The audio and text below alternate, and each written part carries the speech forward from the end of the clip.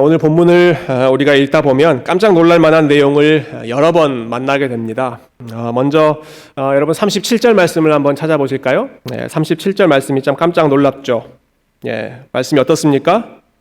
37절 보니까 없음이라고 나와 있습니다. 여러분 성경 읽을 때 간혹 이렇게 표시된 구절들을 만나실 때가 있죠. 그럴 때 어떻게 넘어가셨습니까? 왜 여기는 없지? 뭐가 없는 거지? 좀 궁금하지 않으셨습니까? 여러분 여기에 없음이라고 하는 것은 하나님 말씀이 사라졌다라고 하는 것이 절대 아닙니다. 어떤 분들이 그렇게 주장하는 분들이 계세요. 이렇게 한글 개역 성경 안에 없음이라고 하는 구절이 신약 성경에 한 13군데 정도 있습니다. 이제 그런 구절들을 가지고 하나님 말씀이 어떻게 없어질 수가 있느냐, 빠질 수가 있느냐, 이거 잘못된 성경이다. 우리가 만든 성경은 전혀 없음이라고 하는 구절이 없기 때문에 우리가 보는 이 성경을 꼭 봐야 한다. 이런 식으로 가르치거나 이렇게 주장하는 분들이 있습니다. 혹시 그런 이야기 들어보신 적 있으세요? 혹시 그런 이야기를 들으신다면 멀리 하시는 게 좋습니다. 잘못된 이야기입니다. 여러분이 혹시 가까이에 계신 분들 중에 그런 이야기를 하시거나 아니면 유튜브에서 그런 이야기, 이게 말씀 보존 학회라고 하는 단체가 있는데 그 단체가 주로 이런 주장을 많이 하거든요. 본인들이 이제 번역해 놓은 성경은 이런 오류가 없기 때문에 우리께 올바르다 이렇게 가르치는 거죠. 여러분 그런 가르침은 멀리 하시는 게 좋고요. 그러면 왜 이렇게 우리 말 성경에 없음이라고 하는 부분이 있는가? 우리가 뭐 이것 꼭 안다고 해서 은혜를 받는 것은 아니지만 우리 성경 읽을 때 자주 부딪히는 문제니까 한번 잠깐 간단하게 좀 살펴보면 좋을 것 같아요. 사실 이 내용을 우리가 자세하게 다 설명하려면 뭐 1시간 정도 이야기를 나눠야 되겠지만 뭐 그렇게 할 수 있는 것은 아니고 최대한 간단하게 제가 설명을 좀 해보겠습니다. 여러분 원래 성경은 장절 구분이 없었다 말씀드렸죠. 장절 구분이 이렇게 신약 성경이 처음 생긴 것이요 1550년 정도에 우리가 잘 아는 칼빈 목사님이 목회하셨던 제네바에서 이게 처음 생겼습니다. 왜 이게 생겼느냐? 그 전에는 이렇게 장절 구분할 필요가 없었습니다. 왜냐하면 성경을 아예 보지도 않고 성경을 기초로 설교도 하지도 않았기 때문에 굳이 성경을 직접 연구할 그러한 필요성이 없었던 거죠. 그런데 종교개혁이 일어나고 성경을 직접 자기 말로 번역하고 그리고 직접 읽고 직접 듣다 보니까 좀 더 체계적으로 그리고 잘 이해할 필요가 있어서 편의상 장절을 붙였는데요. 그리고 이후에 모든 번역된 성경은 그때 나눠 놓은 그 장절을 바탕으로 영어 성경도 번역되고 뭐 여러 우리말 성경도 번역되고 그랬습니다. 그런데 그때 여러분 500년 전에 이 장절 구분을 해놓았기 때문에 그 이후에 지금까지 500년이라고 하는 시간이 지나는 동안에 훨씬 더 성경 사본에 대한 지식도 많아졌고요. 성경 원어에 대한 지식도 많아졌고요. 그 500년 사이에 얼마나 많이 성경 연구가 발전됐겠습니까? 그래서 후대에 점점 축적된 그 성경 지식을 바탕으로 성경 원본에 점점 더 가깝게 이렇게 다가가다 보니까 500년 전에 처음 장절을 구분할 때 잘못 나눈 부분들이 발견됐습니다. 그래서 그때는 이 구절이 있다고 사람들이 생각했는데 나중에 사본들을 계속해서 비교해 보니까 이것이 잘못된 다른 사람이 잘못 추가된 것이었다라고 하는 것을 발견되면서 그것을 수정하는 과정에서 이렇게 이슈가 있는 구절들은 그냥 없음이라고 해놓고 그냥 각주로 그런데 어떤 사본에는 이러이러한 내용이 들어있다 이렇게 성경 밑에 설명해 놓는 방식으로 그런 문제들을 하나씩 해결해 가려고 했던 것이죠. 여러분 이해가 되세요? 이해가 되시는 분도 있고 잘 이해가 안 되시는 분도 있죠. 이해가 안 되시는 분은 자세하게 제가 설명을 해드리겠습니다. 나중에 개인적으로 좀 찾아와서 질문하시면 왜 이런 문제들이 생겼는지 자세하게 좀 설명해드리고 싶고요.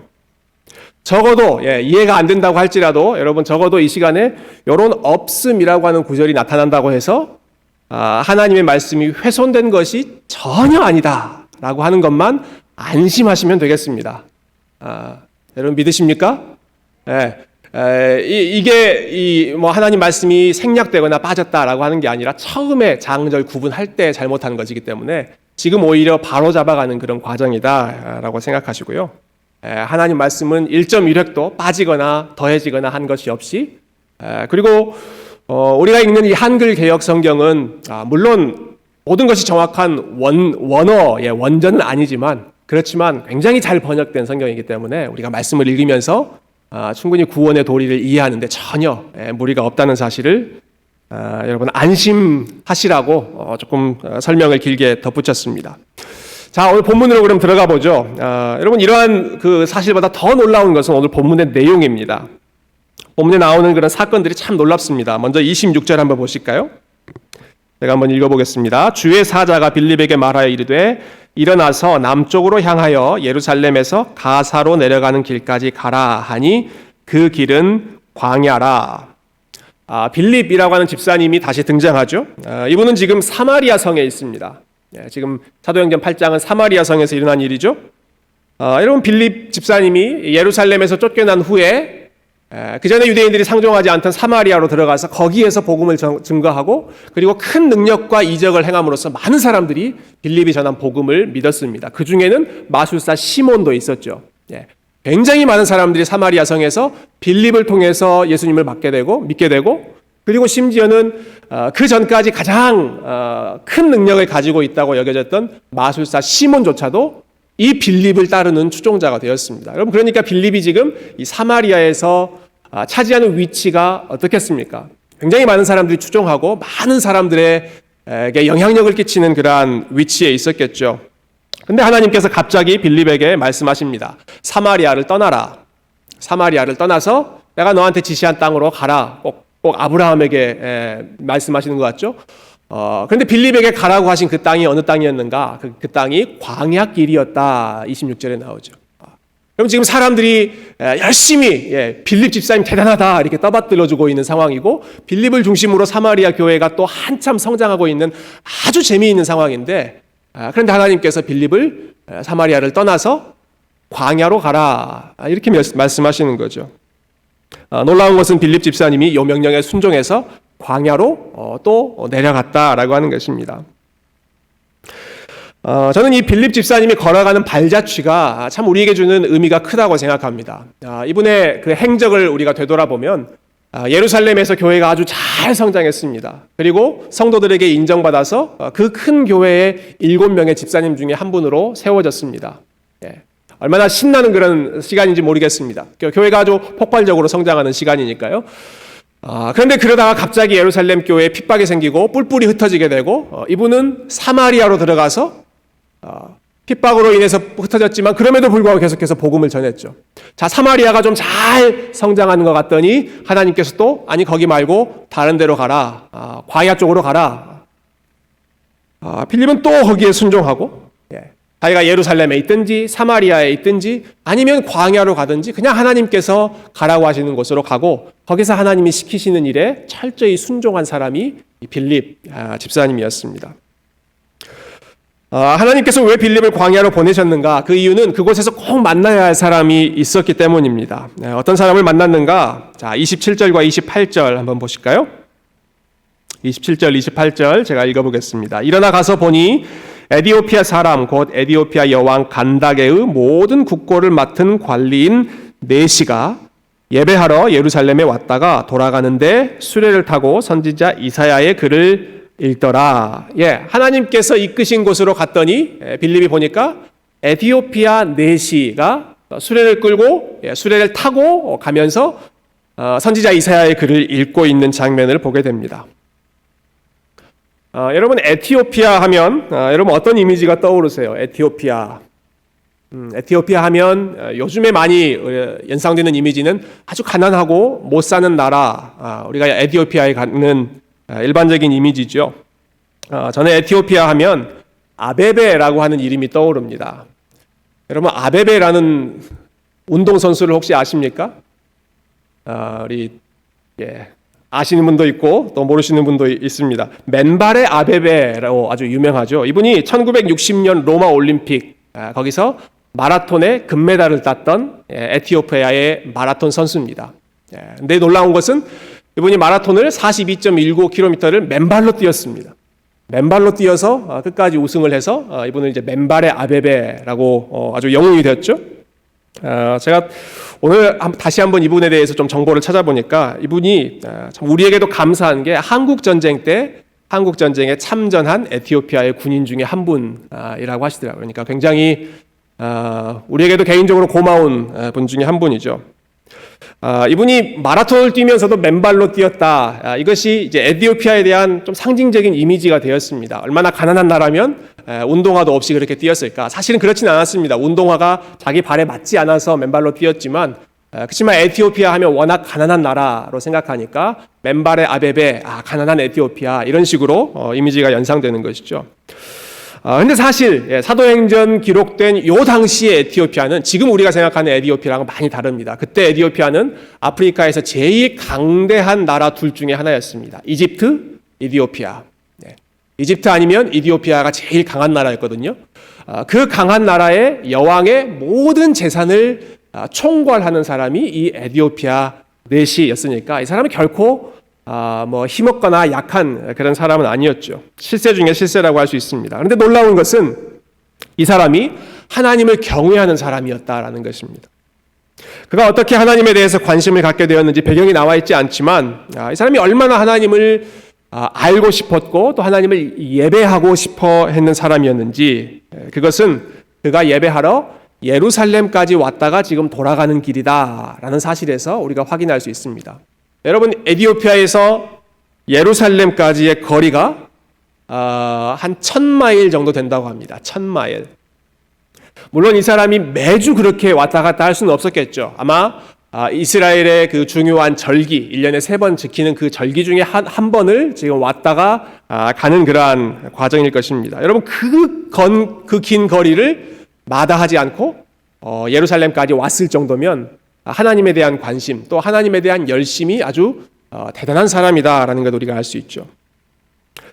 네, 안타까운 일이 생깁니다. 여러분, 이분이 이렇게 열심을 내서 고생해서 예루살렘까지 왔지만 정작 예루살렘에 도착했을 때 이 사람이 성전 안으로 들어갈 수가 없었습니다. 당시의 성전은 각 사람이 들어갈 수 있는 지점이 다 정해져 있었습니다. 이 사람은 여기까지, 이 사람은 여기까지. 예를 들어 대제사장은 가장 하나님의 임재가 확실하게 있는 지성소까지 1년에 한 번 들어갈 수 있었죠. 대제사장이 아니라 그냥 일반 제사장은 그보다 조금 덜한 성소까지만 들어갈 수 있었습니다.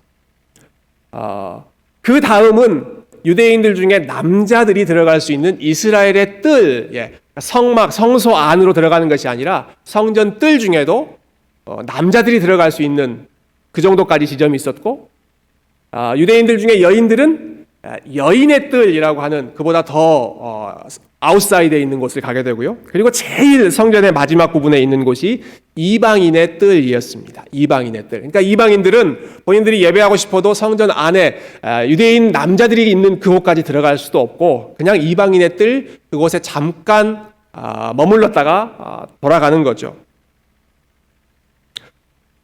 1000마일을 여러분 여행해서 왔는데 기껏 갈 수 있는 곳이 이방인의 뜰 정도밖에 없다고 했을 때 얼마나 허탈한 그런 상황이겠습니까? 설상가상으로 그 당시에 특별히 이 이방인의 뜰은 성전 장사꾼들로 가득 차 있었던 곳입니다. 그래서 경건하게 기도도 할 수 없고 경건하게 예배도 할 수 없는 곳. 예수님께서 성전 안에서 상을 뒤집어 엎었던 그 장소가 바로 이 이방인의 뜰, 이방인들이 와서 있을 수 있는 곳을 장사하는 사람들이 뺏어서 그 자리를 차지한 것이죠. 그러니까 이 사람이 그렇게 열심을 내서 왔지만 아무것도 제대로 할 수가 없는 참 안타까운 상황입니다. 여기 한 가지 좀 더 해본다면 여러분 이 에티오피아 내시는 그때나 또 조선시대나 내시라고 하는 남자는 거세당한 사람들이죠. 신체적인 장애를, 결함을 가지고 있는 사람입니다. 구약의 율법에 따르면 신체적인 결함을 가지고 있는 사람들, 성적인 불구자들은 하나님의 총회 안으로 들어올 수 없다. 하나님의 임재 가운데 들어올 수 없다. 딱 금지해 놓은 사람 중에 하나가 이러한 내시의 그룹입니다. 그러니까 이 에티오피아 내시는 본인이 유대인이 아니라 이방인이라고 하는 제약도 있었고 본인들이 신체적인 장애를 가지고 있다는 그런 제약도 있었고 도저히 그 하나님 예배하는 장소로 들어갈 수가 없는 그러한 아웃사이더 중에 아웃사이더고 또 마이너리티 중에 마이너리티가 바로 이 에디오피아 내시였습니다. 이 사람이 그렇게 허탈한 마음으로 지금 예루살렘에 왔다가 에디오피아로 돌아가고 있는 터덜터덜 돌아가고 있는 바로 그 순간에 맞춰서 하나님께서는 그런데 빌립을 이 에디오피아 내시에게 보내셨습니다. 그 사람을 돕기 위해서 참 사마리아에서 사역 잘 하고 있는 하나님의 일꾼 중에 참 이 당시에 베스트 중에 베스트라고 할 수 있는 빌립을 이 에디오피아 내시를 돕도록 도와주셨던 것이죠. 보내셨던 것이죠. 당시의 유대교 율법은 이 사람을 은혜의 자리에서 제외시켰지만 하나님은 오히려 이 사람을 하나님을 더 알 수 있는 길을 열어주시기 위해 빌립을 보내서 만나게 하셨다.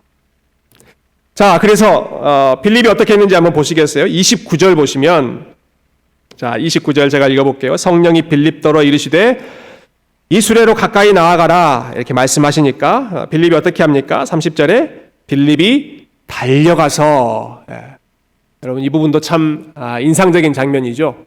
성령님께서 빌립에게 야, 너 저 사람 에디오피아 내시 저 이방인 저 외국인에게 가라 말씀하시니까 빌립이 어떻게 했다고요? 달려가서 이 사람을 만납니다. 저는 빌립 집사님의 모습을 보면서 이분은 언제 어떤 명령을 받든지 간에 즉각적으로 순종하고 그리고 기꺼이 순종하는 분이셨구나. 달려가면서 순종하고 무슨 말씀을 하시든지 야, 너 사마리아 사람들한테 가서 복음을 전해라. 그 전까지 유대인들이 사마리아 상종치도 않았던 그런 사람들이지만 그리고 사마리아 가서 복음을 전하고 너 에디오피아 내시, 여러분 에디오피아 사람이니까 흑인입니다. 흑인. 참 인상적인 것은 여러분 사도행전 8장이 처음으로 외국인들에게, 처음으로 이방인에게 복음이 증거되는, 전파되는 그러한 장면인데 그때 흑인이 최초의 수혜자가 되었다라고 하는 사실도 굉장히 인상적이죠. 그 사람에게 가라라고 하나님께서 말씀하시니까 지체하지 않고 즉각 달려가서 그 에디오피아 내시를 만나는 것이죠. 그리고 나서는 이 사람을 1대1로 훈련해 줍니다. 이 두 사람이 1대1로 성경 말씀을 놓고 함께 대화를 나누죠. 저희 교회에서도 최근에 이제 1대1 사역을 좀 시작했습니다만은 아마 성경에 최초로 나온 1대1 사역 중에 하나가 바로 이 빌립과 에디오피아 내시의 만남이라고 생각합니다. 자, 두 사람이 이제 말씀을 놓고 대화를 나누는데 빌립을 만나기 직전에 이 에디오피아 내시가 구약성경 이사야 말씀을 읽고 있었습니다. 이사야 53장 말씀을 읽고 있었습니다. 그 내용이 32절과 33절에 인용되어 있는 그런 구절인데요.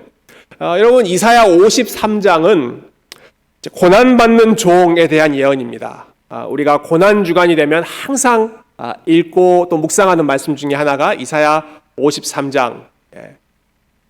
그가 채찍에 맞음으로 우리가 나음을 입었다 하는 아주 유명한 구절들이 있는 이사야 53장인데 이 에디오피아 내시가 이 말씀을 읽으면서 도대체 이해가 안 되는 것입니다. 누군가 여기서 지금 고난당하고 있다고 하는데 그리고 고난당하면서도 아무 말도 하지 않고 묵묵히 어린 양처럼 그렇게 순종하고 있다고 하는데 지금 여기서 고난받고 있는 사람이 누굽니까? 빌립한테 물어보는 거죠.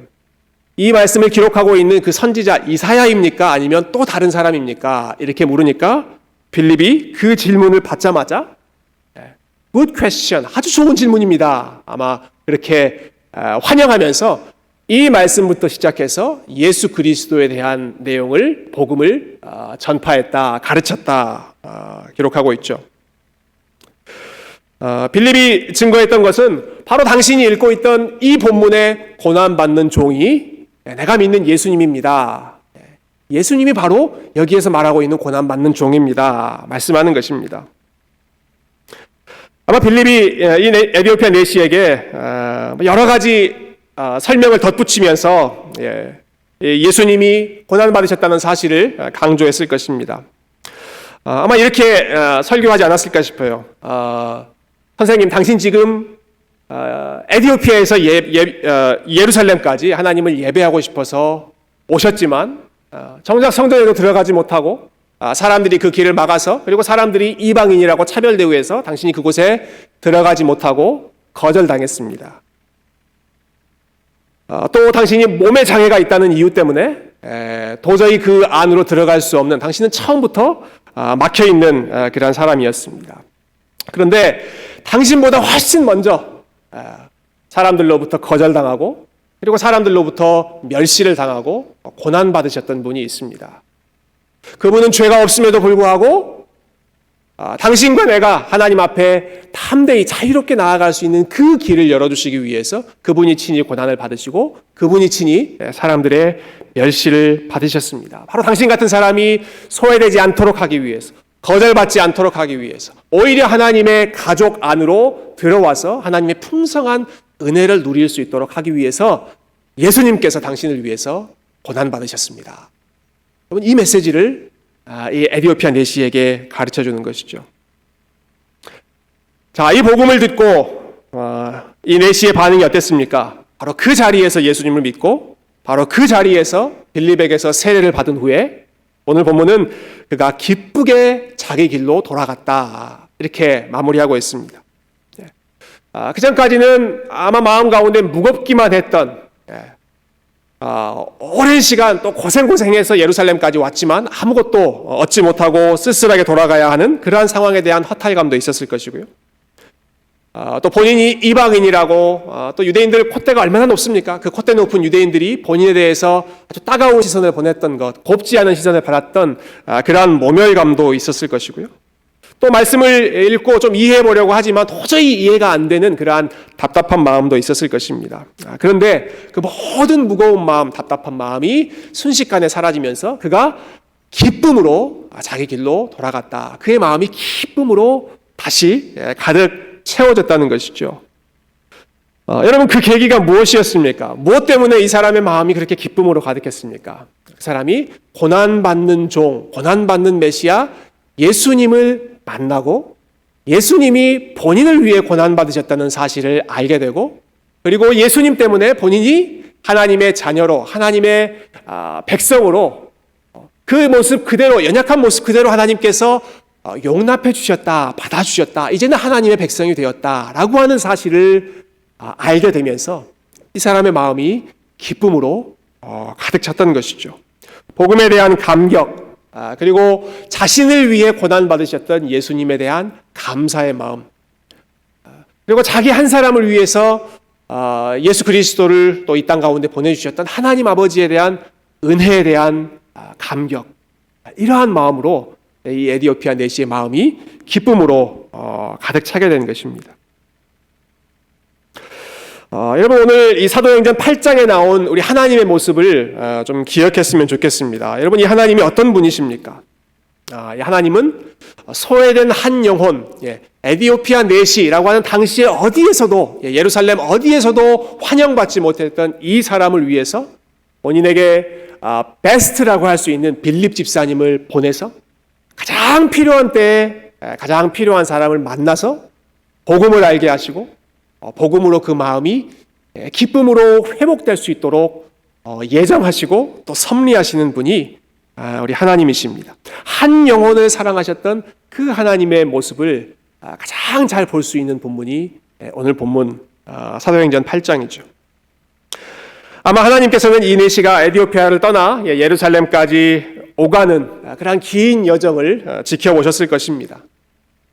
그가 성전 입구에 들어가고 싶었지만 들어가지 못하고 또 사람들로부터 면박을 당하는 그러한 상황들도 하나님 아마 보시면서 안타까워하셨을 것입니다.